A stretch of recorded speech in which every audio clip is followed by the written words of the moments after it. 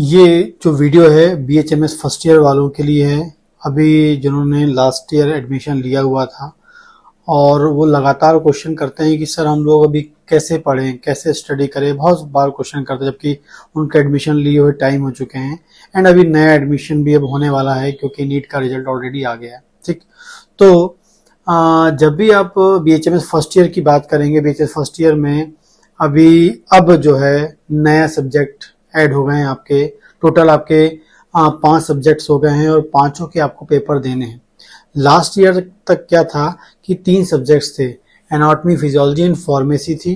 ठीक है, एंड अभी अब क्या है, जो न्यू सिलेबस जो आ गया है उसमें जो है आपका वो है anatomy, physiology, pharmacy, organ of medicine, material Medica, पांचों सब्जेक्ट इसमें आ गए हैं। ठीक है, तो सभी के आपको पेपर देने हैं एंड प्लस रिपोर्टरी भी आपको इंट्रोडक्टिव फॉर्म में है। जो रिपोर्टरी आपको एग्जाम नहीं होगा, उसका पेपर नहीं होगा, लेकिन उसके नॉलेज आपको होनी चाहिए। उसके लिए इंट्रोडक्शन वाला पार्ट रखा हुआ है फर्स्ट ईयर में।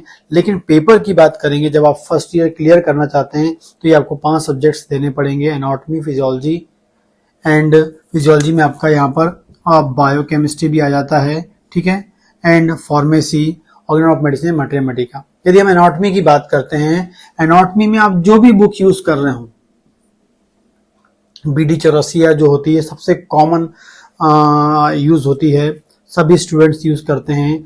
जो बीडी चौरसिया का जो बुक है, अभी आप लेटेस्ट बुक देखते होंगे, उसमें जो डायग्राम है बहुत 3D में बने हुए हैं, 3D डायग्राम्स बने हुए हैं और उन डायग्राम्स को लर्न करना मुझे लगता है कि थोड़ा सा टफ लगता है।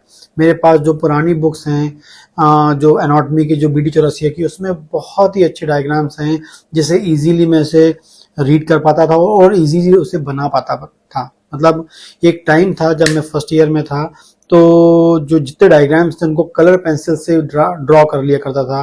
जैसे आपकी आर्टरी के लिए, वेन के लिए, नर्व के लिए जो येलो कलर है, एंड पूरे कलर पेंसिल्स का यूज करके मैं ड्रॉ कर लिया करता था। क्योंकि जो पुरानी बुक आप देखेंगे, यदि आप पुरानी बुक सर्च करें, आपकी लाइब्रेरी में, कॉलेज की लाइब्रेरी में होगी, वहां देखेंगे तो डायग्राम्स को बनाना बहुत ईजी था। लेकिन अभी 3D डायग्राम्स आ गए हैं, उनको थोड़ा सा लर्न करना मुझे लगता है इस कंपेयर पहले से टफ हो गया। समझना इजी है, 3D डायग्राम को समझना इजी है, लर्न करना अच्छा है, लेकिन आपको जब उसको एग्जाम में करना होगा, एग्जाम में बनाना होगा, मुझे लगता है थोड़ा टफ है। इसलिए आप पुरानी बुक्स जाके एक बार देखिए और कंपेयर करिए कि आपको कौन सा बेस्ट लगता है। ठीक है, हो सकता है आपको 3D डायग्राम से अच्छा बन रहा हो, लेकिन मैं अपना बताऊं तो जो पुरानी बुक्स थी, जो बीडी चौरसिया की जो ओल्ड वर्जन थे, उसमें आप देखेंगे तो आपको प्रॉपर लैंडमार्क दिखता है, कहाँ से कैसे आपको सरफेस बनानी, क्या वेन, कहाँ से आर्टरी, प्रॉपरली आप उसको बना पाएंगे। एक बार आप चेक करके क्रॉस करके देखिएगा, तब फिर मुझे कमेंट करके बताइएगा। तो एनाटॉमी आपको पास करनी है, इसके 2 पेपर होते हैं, दोनों में आपको 50% ले, कोई भी पेपर आप ले लें, पांचों में, सब में 50% आपको लेके आना, तभी आप पास होंगे। आप बीडी चौरसिया की बुक यूज कर लीजिए, बहुत अच्छी बुक है। ठीक है, लेकिन एनाटॉमी आपको पास करनी है तो आपको सिर्फ थ्योरी लिखने पे कंसंट्रेट नहीं करना है, वन एंड ओनली आपको करना है डायग्राम। जितने डायग्राम की प्रैक्टिस आप करेंगे, क्योंकि जब आपका पेपर आएगा तो उसमें आपको एग्जैक्टली वो डायग्राम ही पूछ रहा है, राइट डाउन करने आएगा, डिटेल लिखने आएगा, जो भी आएगा। यदि आपका ज्वाइंट्स आ रहा है या कोई भी पार्ट आ रहा है, ब्रेन का कोई भी पार्ट आ रहा है, थर्ड वेंट्रिकल आ रहा है, ठीक है, जो भी आपका एग्जाम में क्वेश्चन आएगा उसमें आपको डायग्राम बनाना पड़ेगा। बिना डायग्राम के एनाटॉमी कभी पास नहीं हो सकते। तो आपको थ्योरी ना देखकर पहले आपको डायग्राम्स की प्रैक्टिस करनी है, और कोई भी क्वेश्चन है उसमें आपको पहले डायग्राम्स बनाने हैं, और डायग्राम्स याद हो गए तो डायग्राम्स को ही तो आपको एक्सप्लेन करना होता है, अलग से कुछ नहीं करना है। आपने डायग्राम प्रॉपर्ली बनाना सीख लिया, प्रॉपर्ली उसकी प्रैक्टिस कर ली, तो जितनी अधिक प्रैक्टिस करेंगे तभी बनेगा। बार बार प्रैक्टिस आपको करनी पड़ेगी। बिना प्रैक्टिस करे एनाटॉमी के डायग्राम आप रीड ही नहीं कर पाएंगे, लर्न नहीं कर पाएंगे। क्योंकि जब मैं भी था तो मैं तो बार बार डायग्राम बनाता था, क्योंकि आप कह सकते हैं कि मैं वीक स्टूडेंट रहा हूँगा, तो मैं बार बार बनाता था जब तक कि मुझे वो आना जाए। ठीक है, तो आप जितना अधिक उसको आप लर्न करेंगे, बार बार उसको बनाएंगे, प्रैक्टिस करेंगे, तो एक टाइम आप एनाटॉमी के मास्टर बिल्कुल बन जाएंगे। लेकिन डायग्राम ही आपको एग्जाम पास करा पाएगी, थ्योरी की जरूरत यहाँ ज्यादा नहीं होती है। डायग्राम आया, थ्योरी आप लिख देंगे। ठीक, आगे बात करते हैं। इसमें आपका थ्योरी 2 हो गए और उसमें प्रैक्टिकल भी होता है। प्रैक्टिकल में 50% आपको लेके आना पड़ता है। ठीक है, आगे हम बात करेंगे फिजियोलॉजी। तो जो बच्चे बोल रहे हैं कि हमको कैसे इसको रीड करना है, तो मैं आपको बताया एनाटॉमी में आपको सिर्फ और सिर्फ डायग्राम की प्रैक्टिस करनी है। डायग्राम इतने अच्छे आने चाहिए कि आपको बिल्कुल एग्जामिनर देखे, डायग्राम बता थ्योरी देखे ना, डायग्राम देख के वो आपको नंबर दे दे, वही होता है एनाटॉमी में। सेकंड बात करेंगे फिजियोलॉजी। फिजियोलॉजी के लिए बहुत सारी बुक है, सैमुलिंगम है, सीसी चटर्जी है, आप वो यूज कर सकते हैं। जो भी आप बुक यूज कर रहे हैं, गार्डन हॉल है, वो आप यूज कर सकते हैं। तो जो भी आप बुक पढ़ रहे हैं, लेकिन आपको सेकेंड ईयर में जो फर्स्ट ईयर में जो फिजियोलॉजी है बहुत ही इंपॉर्टेंट है, बहुत बेस है आपका मेडिकल साइंस का। मेडिकल साइंस का ये बेस है, क्योंकि यहीं से आप आगे जाकर सेकेंड ईयर में पैथोलॉजी पढ़ेंगे, क्योंकि फिजियोलॉजी अच्छी आएगी तो पैथोलॉजी आपको आएगी, और जब पैथोलॉजी आपको अच्छी आएगी तो ऑटोमेटिकली जब फाइनल ईयर में जाएंगे आप प्रैक्टिस ऑफ मेडिसिन, मतलब आप डिजीज को प्रॉपरली डायग्नोस कर पाएंगे। क्योंकि किसी भी डिजीज को डायग्नोस करना है, किसी भी डिजीज को क्लिनिकल प्रैक्टिस में हमें क्या करना होता है, डिजीज डायग्नोसिस करनी होती है। जब क्लिनिकल प्रैक्टिस में आप जाएंगे तो वहां डिजीज मतलब पेशेंट देखेंगे, मतलब आप डिजीज को रीड करना होगा, मतलब आपको एबनॉर्मलिटी को जानना होगा। तो आपको एबनॉर्मलिटी और नॉर्मल, मतलब एबनॉर्मल और नॉर्मल दोनों पता होना चाहिए। इसलिए मेडिकल साइंस में फर्स्ट ईयर में पहले आपको नॉर्मल सिखाया जाता है, मतलब फिजियोलॉजी सिखाई जाती है, और उसके बाद फिर आपको एबनॉर्मल चीज सिखाई जाती है, मतलब पैथोलॉजी, एंड उसका जो मैनिफेस्टेशन है आपकी बॉडी में कैसे सिम्टम्स आते हैं वो आपको प्रैक्टिस ऑफ मेडिसिन में सिखाया जाता है। इसलिए ये स्टेप्स बनाए गए हैं। तो पहला आपको जो फिजियोलॉजी है, इसमें बायोकेमिस्ट्री भी बहुत ही इंपॉर्टेंट होती है। बिना बायोकेमिस्ट्री के आप कोई भी आप कहना चाहिए कोई भी ट्रीटमेंट आप नहीं कर सकते। वो बायोकेमिस्ट्री जो है पूरी बायोकेमिकल रिएक्शन से पूरे न्यूट्रिएंट के मेटाबॉलिज्म में, क्योंकि हमारी बॉडी पूरी न्यूट्रिएंट बेस्ड होती है। यदि आप फर्स्ट ईयर में आप पढ़ते होंगे एप्रोच नंबर 3 जिसमें आपने पढ़ा होगा नॉलेज ऑफ फिजिशियन पढ़ रहे हैं, जो आपका एप्रोच नंबर 3 होता है, उसमें आपका एक होता है ऑब्स्टिकल टू क्योर। मतलब यदि आपने प्रॉपर मेडिसिन सेलेक्ट कर ली, सब कुछ कर लिया, लेकिन आपने ऑब्स्ट्रक्शन को रिमूव नहीं किया, तो वो क्या करेगा, क्योर नहीं करने देगा। और ऑब्स्ट्रक्शन होते हैं आपके जो न्यूट्रिएंट की डेफिशिएंसी या एक्सेस जो है वो इंपॉर्टेंस रोल प्ले करते हैं। इसलिए बायोकेमिस्ट्री भी आना बहुत जरूरी है, एंड फिजियोलॉजी। जो भी आप बुक पढ़ रहे हैं उसको प्रॉपरली स्टडी करें, डेप्थ में नॉलेज लेना बहुत जरूरी, क्योंकि आपका अब 1.5 साल का फर्स्ट ईयर जो 1.5 साल का हो चुका है, तो आपको बहुत टाइम है। अच्छी स्टडी करिए, रोजाना 1 घंटा आप दीजिए, डेली आप फिक्स कर लीजिए 1 घंटा फिजियोलॉजी दीजिए आप, ठीक है। आप कोई भी टाइम दीजिए, लेकिन रोजाना 1 घंटा फिजियोलॉजी को दीजिए, 1 घंटा आप एनाटॉमी को दीजिए। बस इतना ही आप चालू करिए, जब आप टाइम आपका बढ़ते ऑटोमेटिकली बढ़ते जाएगा। लेकिन टाइम आपको डेली देना है पढ़ने के लिए, ठीक है। बहुत सारे स्टूडेंट देखे हैं बस कॉलेज आगे कॉलेज में जो पढ़ लिया पढ़ लिए, बाकी टाइम पढ़ते नहीं है। क्योंकि आप जब तक, क्योंकि जो मेडिकल साइंस है वो कॉलेज पर डिपेंडेंट नहीं है, वो सेल्फ स्टडी है। आप सेल्फ स्टडी करेंगे, क्योंकि कॉलेज से आप जब निकल जाएंगे आप कॉलेज को ब्लेम नहीं कर सकते हैं कि उन्होंने वहां कुछ नहीं पढ़ाया। क्यों पेशेंट को जाके कौन ना बोलेंगे आप कि मुझे कॉलेज में नहीं पढ़ाया गया। वो तो आपको अपने आप को जिस लेवल के नॉलेज में अपडेट करना है, जिस लेवल तक आपको जाना है, तो उसके लिए सेल्फ स्टडी करनी पड़े। बिना सेल्फ स्टडी के मेडिकल साइंस को आप कभी भी प्रॉपरली नॉलेज में नहीं ला सकते, ठीक है। जब तक आप उसको बार बार नहीं पढ़ेंगे, और रिवीजन मस्ट है, बिना रिवीजन के कोई भी मेडिकल साइंस का पार्ट आपको याद नहीं होगा, क्योंकि एकदम से दिमाग में सेट होना चाहिए कॉन्सेप्ट्स, ठीक है। तो जितना रिवीजन, याद मत करके उसका रिवीजन करिए, याद ना करके रिवीजन, बार बार आप उसको रिवाइज करेंगे तो ऑटोमेटिकली वो आपके दिमाग में सेट हो जाएगा, ठीक है। फिर आप कहीं से भी कोई क्वेश्चन पूछा जाए तो कोई भी आप कहीं से बता सकते हैं आंसर। तो फिजियोलॉजी एंड बायोकेमिस्ट्री दोनों पढ़िए, और प्रॉपरली कॉन्सेप्ट के साथ पढ़िए, और रिवीजन करना मत भूलिए, लगातार रिवीजन करते रहिए। जो भी आप पढ़ते हैं उसको 10 से 15 मिनट देकर रिवाइज करिए, फिर नेक्स्ट चैप्टर आप उसको पढ़ते जाएं। और जो भी आप जिस फैकल्टी से आप पढ़ रहे हैं उनके लेक्चर्स को प्रॉपरली अटेंड करें, और वो जब उस लेक्चर को अटेंड करके आते हैं, चाहे वो आप एनाटॉमी को, चाहे फिजियोलॉजी के, चाहे कोई सब्जेक्ट के हो, तो घर आके एक बार जरूर रीड कर लें, या बेस्ट है आप उसके नोट्स बना लें।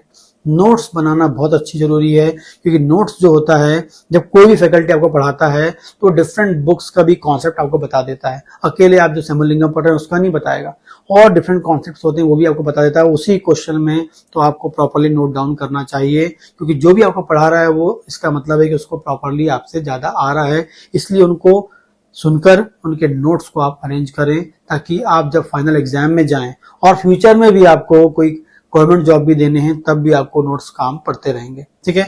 आगे बात करेंगे फार्मेसी। फार्मेसी के लिए आपको जो है इसमें मंडल मंडल बुक बहुत ही अच्छी बुक है। बैनर्जी का बुक भी आता है, बैनर्जी का बुक भी अच्छा है, लेकिन मंडल एंड मंडल बहुत अच्छा बुक है, आप उसको लर्न करें। और फार्मेसी का एक सिंगल पेपर होता है, फिजियोलॉजी के 2 पेपर होते हैं और एक प्रैक्टिकल होता है। जैसे एनाटॉमी की 2 थ्योरी थे, वैसे फिजियोलॉजी की 2 थ्योरी हैं, एक प्रैक्टिकल। फार्मेसी का एक थ्योरी है और एक प्रैक्टिकल है, ठीक है। और फार्मेसी जो है, अब फार्मेसी में क्या होता है, बहुत सारे बच्चे फेल हो जाते हैं कई बार, लेकिन क्या होता है, क्योंकि फार्मेसी को लोग लाइटली लेते हैं, उतना ज्यादा नहीं पढ़ते हैं, ज्यादा सब्जेक्ट जो है एनाटॉमी फिजियोलॉजी को टाइम बहुत देते हैं। लेकिन मैं आपको बता दूं, जितनी इनकी इंपॉर्टेंस है क्लिनिकल प्रैक्टिस में, फार्मेसी की इंपॉर्टेंस उतनी ही ज्यादा है। क्योंकि आपको फार्मेसी प्रॉपर नहीं आएगी तो आप क्लिनिकल प्रैक्टिस कर ही नहीं सकते हैं, क्योंकि क्लिनिकल प्रैक्टिस में आपको फार्मेसी ही होती है कि आपको किस फॉर्म में मेडिसिन देनी है, कैसा आपको पोटेंसी देनी है, कितने रिपीट करना है, ठीक है। क्योंकि इसका आपका डेप्थ में नॉलेज होगा तो आप जो होम्योपैथी का जो आप कहना चाहिए डिस्पेंसिंग होती है या मेडिसिन प्रिस्क्राइब करने का जो कॉन्सेप्ट्स होते हैं पेशेंट को, वो आपको फार्मेसी से आता है। क्योंकि मैं जानता हूं, क्योंकि मैं लगातार अब 10 से 15 साल से प्रैक्टिस कर रहा हूं, इसलिए मैं आपको बता पा रहा हूं कि फार्मेसी की कितनी अधिक इंपॉर्टेंस होती है। इसलिए फार्मेसी का आपको पढ़ना चाहिए अच्छे से, क्योंकि आपने फर्स्ट ईयर में पढ़ा, उसके बाद फिर आप नहीं पढ़ पाएंगे। इसलिए फर्स्ट ईयर में इसको अच्छे से पढ़ लीजिए। कम से कम मंडल बुक को कम से कम 5 बार तो रीड करना होता है, 5 बार रीड करेंगे।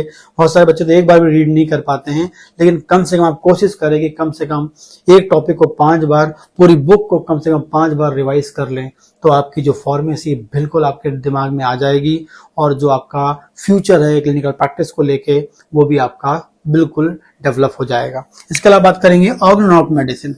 ऑर्गन ऑफ मेडिसिन जो है, इसके लिए आप बीके सरकार का बुक यूज करें, बहुत अच्छा बुक है। कई लोग दास भी यूज करते हैं।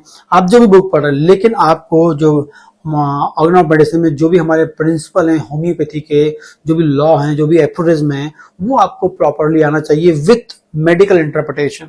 विथ मेडिकल इंटरप्रिटेशन, ऐसा नहीं कि आपने उसको याद कर लिया, उसको आप समझिए और बार बार रीड करिए। सरकार की बुक थोड़ी टफ है, लेकिन आप उसको जब बार बार रीड करेंगे तो ऑटोमेटिकली आएगा, लेकिन उसके लिए आपको बार बार रीड करना पड़ेगा, वो जरूरी है। मैं ये बताना चाह रहा हूं कि कई लोग बुक को देख के सोचते हैं कि यार इसको क्या है, वो डिफरेंट ऑथर्स की बुक लेने लगते हैं। जब तक कि आप एक अच्छी क्वालिटी का, अच्छे ऑथर का बुक रीड नहीं करेंगे तो आपको नॉलेज गेन नहीं होगा, ठीक है। इसके भी और सिंपल कॉन्सेप्ट्स वाले या एग्जाम पास करने के भी बुक्स आती होंगी, लेकिन यदि आप वो पढ़ेंगे तो सरकार बुक पढ़ ही नहीं पाएंगे, इसलिए वो बुक आपको लेना ही नहीं चाहिए। अभी से कोशिश करें कि भाई हमें सरकार ही पढ़नी है, प्रॉपर उसको पढ़ते रहे, 1 बार पढ़े, 2 बार पढ़े, 3, आएगा समझ में, लेकिन टाइम लगेगा। कॉलेज भी अटेंड करें, लेक्चर्स अटेंड करें, उस अकॉर्डिंग आके आप पढ़ते जाएंगे तो ऑटोमेटिकली होगा, लेकिन आपको रीड करते रहना चाहिए, तभी होगा, ठीक। नहीं तो कई बच्चे क्या करते हैं, छोटी शॉर्ट बुक ले लेते हैं, उसको पढ़ने लगते हैं।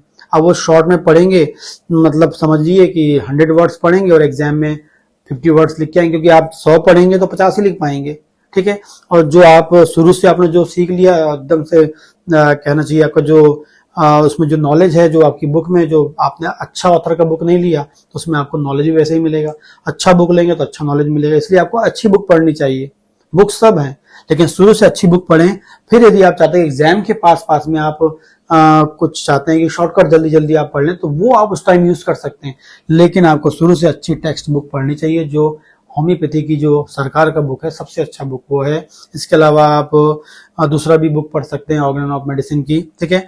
इसके अलावा बात करेंगे मटेरियल मीडिया की, हम बात करेंगे। ऑर्गन ऑफ मेडिसिन में भी एक पेपर होगा, थ्योरी और एक प्रैक्टिकल होगा, ठीक।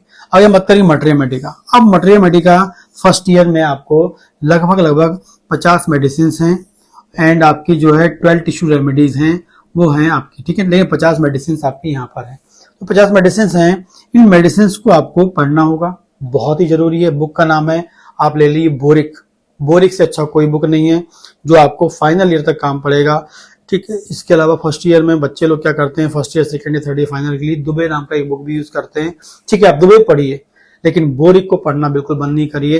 रोजाना एक मेडिसिन, चलिए आप एक मेडिसिन को एक दिन में नहीं पढ़ पाएंगे, क्योंकि नए अभी स्टार्ट करें आपने, तो आपके पास 1.5 साल है आपके पास, तो रोजाना आप एक मेडिसिन, मतलब रोजाना आप पढ़ें, 1 घंटा मटेरियल मेडिका को दें और एक मेडिसिन को 2 से 3 दिन पढ़ लें आप, ठीक है। तो जिस दिन से आपने 3 दिन लगातार एक मेडिसिन पढ़ा, मान लेते हैं एकोनाइट, आपने इसको 3 दिन लग गया पढ़ने में, 3 दिन आपने एकोनाइट पढ़ी और 3 दिन पढ़ने के बाद 3 दिन पढ़ने के बाद जब आप नेक्स्ट मेडिसिन पढ़ेंगे, जैसे आर्सेनिक पढ़ेंगे, तो एकोनाइट को पहले रिवाइज करें, तब नेक्स्ट मेडिसिन की ओर जाएं। तो आप जो भी मेडिसिन आप पढ़ते हैं उसको डेली रिवाइज करना बहुत जरूरी है। याद करना नहीं, रिवाइज करना है। आप याद करेंगे तो भूल जाएंगे, रट्टाफिकेशन नहीं करना है। दिमाग में आप जब बार रीड करेंगे तो ऑटोमेटिकली कॉन्सेप्ट के रूप में आपकी जो मेट्री मेडिका दिमाग में बैठ जाएगी और जो आपको लाइफ लॉन्ग क्लिनिकल प्रैक्टिस में याद रहेगी। तो डेली एक मेडिसिन पढ़ें। शुरुआत में हो सकता है मेडिसिन को पढ़ने में 3 से 4 दिन लगे, कोई दिक्कत नहीं है, वैसे ही आप चालू करें। जब आप 6 महीने के बाद आप जब देखेंगे, जो मैं आपको आज बोल रहा हूं, यदि आप चालू करते हैं तो 6 महीने का आप देखेंगे एकोनाइट आप 1 घंटे में खत्म कर सकते हैं, एकोनाइट आप 1 घंटे में रिवाइज कर सकते हैं। या हम एक टाइम ऐसा आएगा 1 साल के बाद बोलूंगा कि आप 1 घंटे में 4 से 5 मेडिसिन रिवाइज कर सकते हैं, क्योंकि जब आप उसको बार बार रिवाइज कर लेंगे तो वो आपके दिमाग में बैठ जाएगी और आपको रिवाइज करने में टाइम नहीं लगेगा। ऐसा भी हो सकता है कि आपने मेडिसिन के बारे में सोचा और आपके दिमाग में वो आने लगे, ठीक है। तो जब तक इस लेवल का आपने सोचा और वो आपको पेजेस और दिमाग में आने लगे, दैट मीन्स वो आपको मेडिसिन बनने लगी है, क्योंकि उस लेवल का ही बनना चाहिए। क्योंकि जब पेशेंट आएगा, बहुत सारी मेडिसिन हैं, आप कैसे डिफ्रेंशिएट कर पाओगे? वो तभी कर पाओगे जब आपको एकदम कॉन्सेप्ट के साथ दिमाग में बैठी हो, याद ना हो और सिम्टम्स दिमाग में आपके बैठ गए हो। तो इस प्रकार से दिन भर में आपको डेली 5 सब्जेक्ट के लिए 5 घंटे तो देने ही पड़ेंगे, बिना उसके तो हो ही नहीं पाएगा। बल्कि एनाटॉमी को और टाइम देनी पड़ेगी, फिजियोलॉजी को ज्यादा टाइम देना पड़ेगा, क्योंकि ये बहुत लेंदी टॉपिक्स हैं। इसमें एनाटॉमी में आपको 3 वॉल्यूम पढ़ने होते हैं बीडी चौरसिया के, तो बहुत बड़ा है, लेकिन 1.5 साल आपके पास है। आप धीरे धीरे चालू करिए, ऑटोमेटिकली आपको जो है आपके सब्जेक्ट्स वो क्लियर हो जाएंगे। कॉलेज रेगुलर जाइए, कॉलेज में क्लासेस हो रही है तो उसको अटेंड करिए। इसके अलावा जो आपके और जो सीनियर्स हों या फिर कोई आप जिन्हें फॉलो कर रहे हो, उनसे आप स्टडी करिए, उनके साथ मिलकर उनसे क्वेश्चन करके आप पूछिए, लेकिन आपको करना है। और एक और चीज बता दूं, ये जो 5 सब्जेक्ट्स होते हैं ये आप सेल्फ स्टडी तो कर सकते हैं, लेकिन मेरे अनुसार ये मानना है कि सेल्फ स्टडी करने में आपको बहुत अधिक टाइम लग जाएगा।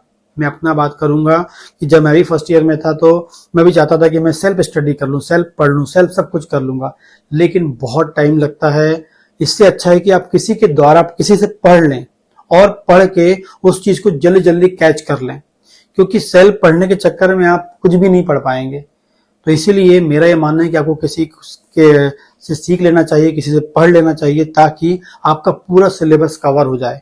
आपका ये कॉन्सेप्ट होना चाहिए कि जो आप फर्स्ट ईयर में है तो पूरा सिलेबस का पूरी बुक आपको पढ़ लेनी चाहिए, सेकेंड ईयर में सेकेंड ईयर की पूरी बुक, थर्ड ईयर में थर्ड ईयर, क्योंकि जब फर्स्ट ईयर में यदि आपने इसमें कुछ टॉपिक छोड़ दिए, सेकेंड ईयर में जाकर कभी नहीं आप पढ़ पाएंगे, वो आपके मिस हो गए और वो आपका कॉन्सेप्ट गया, ठीक। तो मेरे अनुसार तो आपको अपना टाइम ना देकर किसी से पढ़ लेना चाहिए, ताकि आप जल्दी टाइम में पूरे सिलेबस को कैच कर सकें, दिमाग में बैठा सकें, क्योंकि दूसरे से पढ़ने से जल्दी आपके दिमाग में आता है। ये मेरा मानना है, सबका अलग अलग होता है, लेकिन मैंने तो सब पढ़ा है और उसके बाद जो भी कुछ बताता हूं सीखने के बाद ही मैंने सीखा है। खुद सेल्फ स्टडी से थोड़ा टाइम मतलब बहुत टाइम लगता है। आप सीख लें किसी से और फिर अपनी सेल्फ स्टडी करें और अपने नॉलेज को और अधिक बिल्ड कर सकते हैं, ठीक है। तो यदि कोई क्वेश्चन हो आप तो और मुझसे पूछ सकते हैं। रोजाना 5 घंटे दीजिए फर्स्ट ईयर में, पूरा सिलेबस खत्म करिए 1.5 साल में। रोजाना रिवीजन करना है, खासकर मटेरियल मेडिका को रोजाना रिवाइज करना है। बिना रिवाइज के आपको कोई भी सब्जेक्ट दिमाग में बैठेगा नहीं, याद नहीं करना है, सिर्फ आपको रिवाइज ही करते जाना है, करते जाएंगे, ऑटोमेटिकली दिमाग में आ जाएगा, ठीक।